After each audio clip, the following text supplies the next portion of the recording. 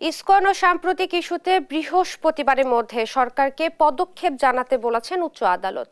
এ নিয়ে আরো জানাতে হাইকোর্ট প্রাঙ্গণ থেকে যুক্ত হচ্ছেন সহকর্মী সাবরিনা মজুমদার। সাবরিনা, আজ কখন নাগাদ ইসকনের বিষয়ে আদালতকে সরকারের পদক্ষেপ জানাতে পারে এবং এই বিষয়ে আর কি কি তথ্য রয়েছে আপনার কাছে জানাবেন।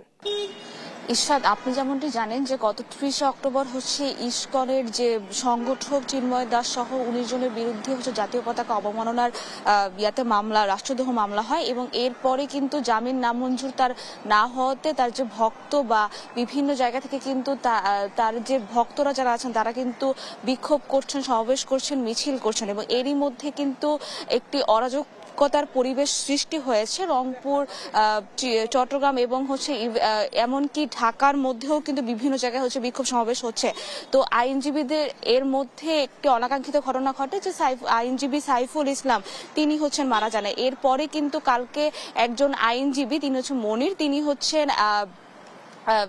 একটি আবেদন করেন এই বিষয়ে।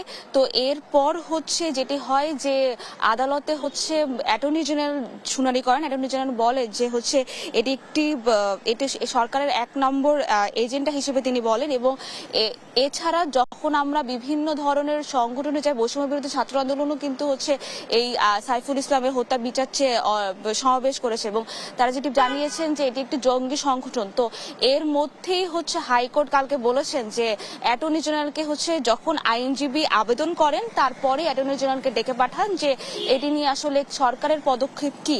তো এখন পর্যন্ত 10:30টার দিকে কোর্ট বসবে, বসার পর অ্যাটর্নি জেনারেল সরকারের থেকে কি কি পদক্ষেপ হতে পারে সেটি হাইকোর্টকে জানাবেন। এরপরই হাইকোর্ট থেকে কোনো সিদ্ধান্ত নেওয়া হবে। তবে যেটি জানিয়ে দিতে চাই সেটি ফারা মাহবুবের কোর্ট ছিল, তিনি অ্যাটর্নি জেনারেলকে ডেকে পাঠিয়েছিলেন যে কি হয়েছে এবং হাইকোর্ট এটিও বলেছেন যে এইটির মাধ্যমে যাতে উচ্চ আদালতে এটি নিয়ে উদ্বিগ্ন এবং এটি নিয়ে যাতে কোনো আইন শৃঙ্খলা পরিস্থিতি, কোনো অবনতি যাতে না ঘটতে পারে এবং এই যে ইসকন এবং সাম্প্রতিক ইস্যু যেগুলো ঘটছে সেটি নিয়ে কি কি পদক্ষেপ হতে পারে সেটি নিয়ে অ্যাটর্নি জেনারেলকে বলেছেন আজকে মধ্যে পদক্ষেপ হাইকোর্টকে জানাতে।